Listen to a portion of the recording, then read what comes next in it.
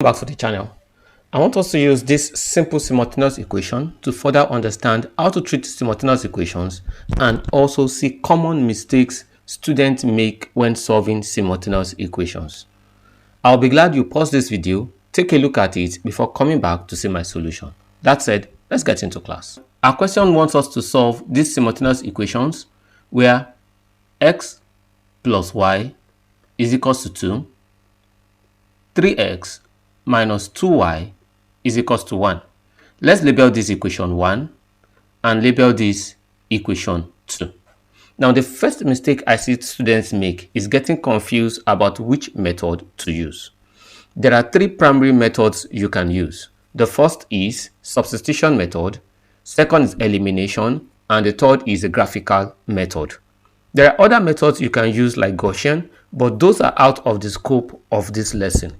We will concentrate on elimination, substitution, and graphical method. I'll start with elimination method, then later I'll use substitution method. Let's use the elimination method. We've already determined that x plus y is equals to is equation 1 and 3x minus 2y is equation 2. Let's multiply equation 1 by 2 so that equation 1 becomes 2x plus 2y equals 4. And equation 2 repeated, I have 3x minus 2y equals 1. So we can add both equations together so that 2y minus 2y gives way, becomes 0.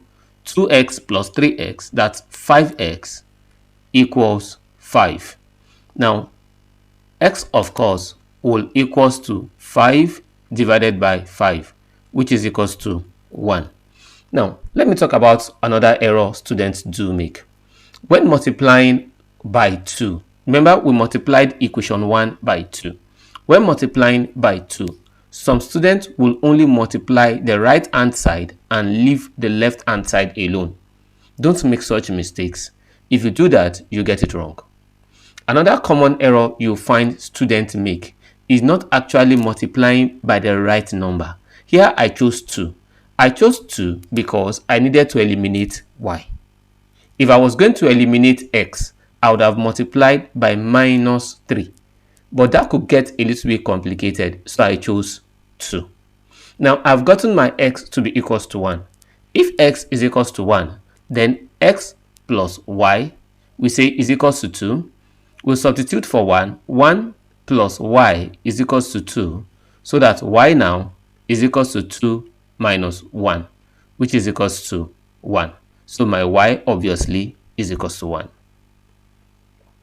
We've gotten y to be equals to 1.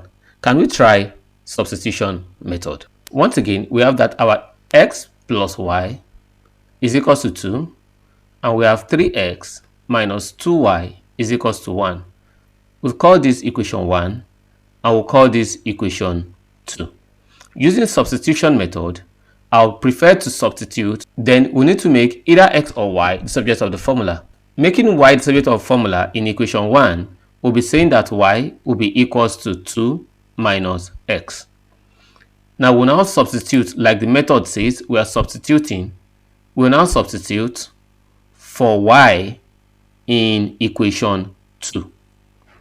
So that 3x minus 2 into y is 2 minus x now, is equals to 1. So that's 3x minus 4 plus 2x is equals to 1. Now watch out the way I actually expanded this bracket. This is where some students make mistakes. I expanded with minus 2 times minus times 2, that's minus 4.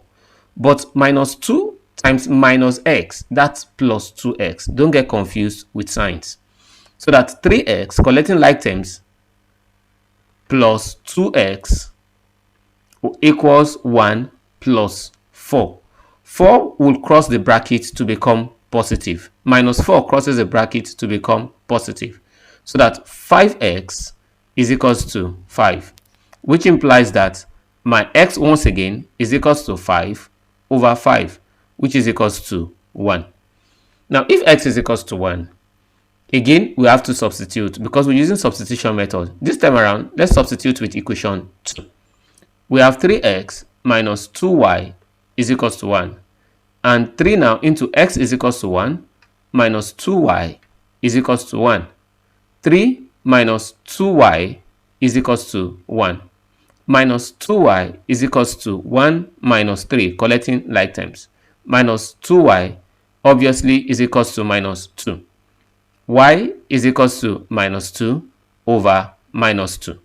Minus 2 divided by minus 2, that's obviously 1. So we'll see that whether we're using elimination method or we're using substitution method, we still got the same answer, which is 1. Now, the last thing I want you to do in any exam you face is to do a test. Test your results if they are correct. Now, we have that x plus y is equals to 2. If x is equals to 1 and y is equals to 1, then in place of x, I have 1 plus 1 is equals to 2. That's correct. Let's test it in equation 2. 3x minus 2y is equals to 1. Then 3, in place of x, I have 1. Minus 2 again, in place of y, I have 1 is equals to 1. That's 3 minus 2 is equals to 1. That is correct. So we're good to go. With this, we can draw the curtain. Thank you for staying with us and see you in our next class.